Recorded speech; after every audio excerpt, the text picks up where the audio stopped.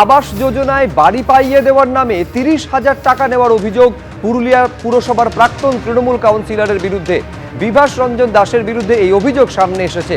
টাকা নেওয়ার অভিযোগ যদিও অস্বীকার করেছেন প্রাক্তন কাউন্সিলর।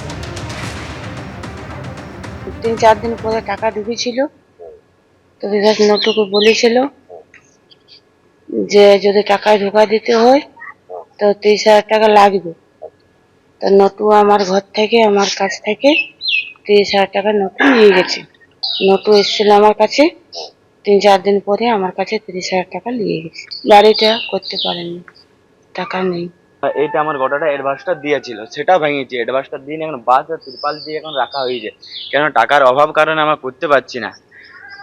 আর এখন ভোটের পর আবার যে আছে বিভাজেন্দ্র দাসের অনুগামী নটু, সে আবার ধমকি দিচ্ছে যে আপনি ঘরটা স্টার্ট করেন না, এই করেন না, ওই করেন না, মানে আবার টাকা খুঁজছে। আমরা অস্বীকার করলাম যে আমার কাছে টাকা নেই, আমরা দিতে পারবো না আপনাকে টাকা। কি করে দেবো, আমরা তো ঘরটা স্টার্ট করতে পারি না টাকার অভাব কারণে। আমরা পারবো না টাকা। না বলছে দাদা বলে পাঠাইছে টাকা দিতেই হবে, না হয়ে বলছে কি কমপ্লেন করে দেবো, এসডিওতে চিঠি দিয়ে যাবো, তদন্ত করাবো। আমরা বললাম ঠিক আছে, আমরা দিতে পারবো না, যেটা পাচ্ছ তোমরা করো, আমরা আস্তে আস্তে কাজ শুরু করবো, আমাদের টাকা হলে আমরা কাজ শুরু করবো। আমার বলা যে সঠিক তদন্ত হোক, কারণ আমার কাছে যতটুকু আমার খবর জানলাম যে 26/8/2026 ওর টাকা ঢুকেছে, কিন্তু এখনো পর্যন্ত একটা ইটও গাঁথে নাই।